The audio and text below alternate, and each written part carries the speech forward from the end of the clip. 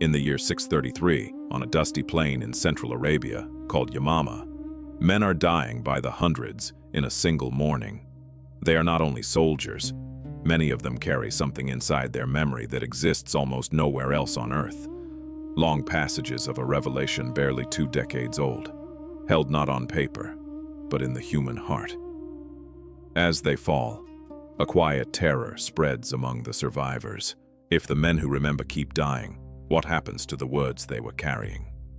This is the story of how the Quran survived. Not how it was written, how it was preserved intact word for word across 14 centuries, through a system so unusual that scholars still study it today. And once you understand how it was done, you will never again think of a holy book the same way. To understand the problem, you have to understand the world. 7th century Arabia was a land of memory, long before it was a land of books. The great tribes of Mecca and Medina prized the spoken word above almost everything. Poets could recite thousands of lines flawlessly, and a man's honor lived in what he could remember and repeat. Writing existed, but it was rare, scattered, and informal. Into this world, beginning around the year 610, a man named Muhammad ibn Abdullah began to recite verses he said were revealed to him. The revelations came in fragments over roughly 23 years, in Mecca and then in Medina, responding to events as they unfolded. A battle, a death, a question, a crisis. The very word Quran means recitation. From the first moment, it was something you said before, it was something you read. So, preservation moved on 2 tracks at once. The first track was memory. From the earliest days, the Prophet's followers memorized the verses as they were revealed. These memorizers were called hufaz, those who guard the Quran by heart, and the practice was reinforced 5 times a day, because Muslims recite portions of the Quran inside their daily prayers. Recitation was not a special event. It was the rhythm of ordinary life. According to the early biographers, the Prophet himself would review the revelations each year with the angel Gabriel during Ramadan.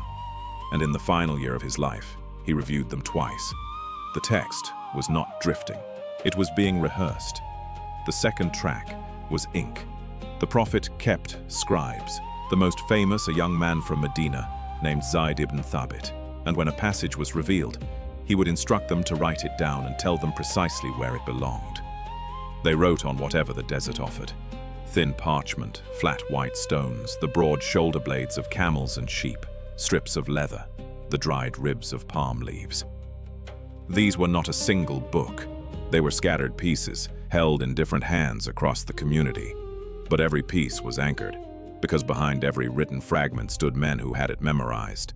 Then the Prophet died in the year 632, and the danger at Yamama revealed itself. As the memorizers fell in battle, a companion named Umar ibn al-Khattab went to the first leader of the community, the Caliph Abu Bakr, with an urgent fear. The Quran is dying with its reciters. Gather it. Abu Bakr hesitated. How could he do something the Prophet himself had not ordered? But the logic won. He turned to the same Zayd ibn Thabit, who later described the task as heavier than moving a mountain. And here is the detail that matters most. Zayd did not simply write from memory, and he did not simply collect the scraps. He demanded both. For each passage, he required the written record and the testimony of those who had memorized it. Cross-checked against one another. Memory verified the page verified the memory. Neither was trusted alone. Call it the rule of 2 witnesses, the heart and the ink, each confirming the other. The result was a single master copy, kept first with Abu Bakr, then passed to Umar, then to Umar's daughter Hafsa, one of the Prophet's widows. But the community was now exploding outward, into Persia, into the lands of the Byzantines across thousands of miles. And in distant cities, people had learned to recite in slightly different dialects and styles. By the time of the 3rd Caliph, Uthman ibn Affan, around the year 650, reports reached Medina that Muslims in different provinces were arguing over how the recitation should sound. Uthman acted decisively. He had Zayd and a committee produce a definitive written standard, copied from Hafsa's manuscript. Then, he sent official copies to the great cities, Kufa, Basra, Damascus, Mecca, keeping one in Medina, and ordered that competing private collections be retired. so that one text would unify the whole Muslim world. That standardized written skeleton is essentially the Quran Muslims hold today. Now here's where the simple story needs honesty. It is tempting to say the Quran was preserved because it was written down, but the written track alone was, at first, incomplete. Early Arabic script had no vowel marks, and often no dots to distinguish letters that looked identical. It recorded the consonantal bones of a word, not its full sound. A page could not by itself tell you exactly how to pronounce every line. So what filled the gap? The living recitation. The page was a scaffold. The memorized sound was the building. Only later, under scholars like Abu al-Aswad al-Du'ali in the decades that followed, were dots and vowel signs gradually added to lock the written form to the spoken one. The two tracks were never rivals. They were two hands holding the same fragile thing. And serious historians do debate the edges of this story. The traditional account, drawn from sources like al-Bukhari, is remarkably detailed, but Western scholars, such as Montgomery Watt, have probed its chronology, and a manuscript discovered in Sana'a, Yemen, in 1972, contains an erased lower layer with minor variations. Fascinating evidence of how early copies were refined toward the standard. What is striking is what these debates do not overturn. Even the oldest fragments we possess match the received text with extraordinary closeness.